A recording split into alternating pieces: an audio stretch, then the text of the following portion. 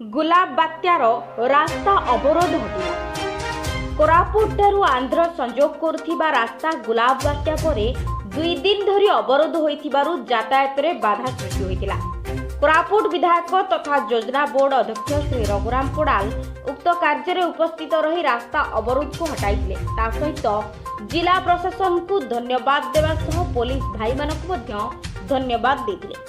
एही कार्य द्वारा तांकु प्रशंसार सुଅ छुटिथिला।